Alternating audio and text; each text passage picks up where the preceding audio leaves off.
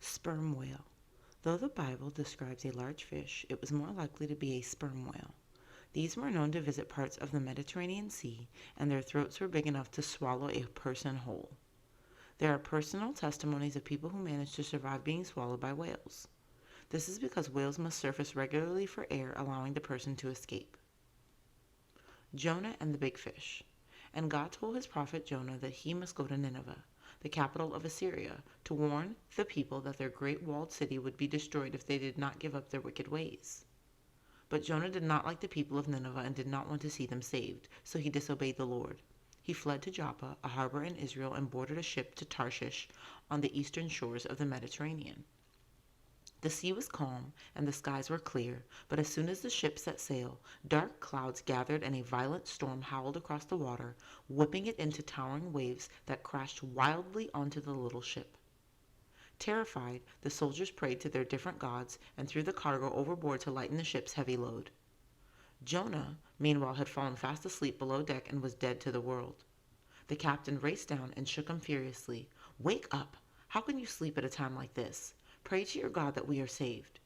Up on deck, the rest of the crew were busy drawing lots to find out who was responsible for their terrible predicament. It was Jonah. The crew challenged Jonah, and he admitted that the storm was his fault because he had disobeyed his God. "Pick me up and throw me into the sea, and it will be calm," he said. The sailors were doubtful about this and tried to row for shore, but the waves became wilder.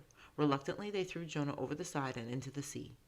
As if by magic, the raging waters grew calm and they were saved. The sailors, amazed and a little afraid at the power of Jonah's God, offered up prayers and gave thanks.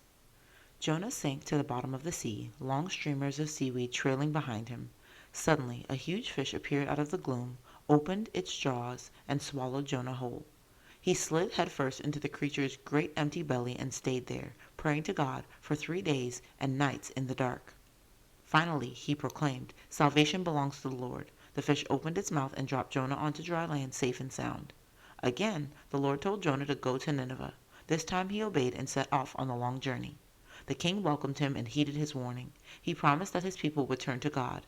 They started to fast and wore clothes of sackcloth to show how sorry they were for their bad behavior. Even the king took off his royal robes and covered himself with sackcloth. The city was saved. But Jonah was angry with God for sparing Nineveh. He built a shelter outside the city walls and waited there, hoping that the city would fall after all. God watched over him and planted a tall shrub to shade him from the sun. Jonah was thankful for the cool leaves. But the next day, God sent a worm that ate the roots of the plant and killed it. Despite the hot sun and strong wind, Jonah kept watch, weak and angry that the plant had died. "It would be better for me to die," he moaned. "Jonah, why are you so angry about a plant that you did not grow or tend?" God asked. "Yet you resent my concern for the great city of Nineveh and the thousands of people who live there." But Jonah was angry with God for sparing Nineveh. Understanding the story. This story is about the consequences of not obeying God's orders. Jonah did not accept that God should extend his mercy to the Ninevites, who are enemies of the Israelites and are Gentiles or non-Jews. The storm and the big fish are Jonah's punishment, but when he realizes the error of his ways, he is spared.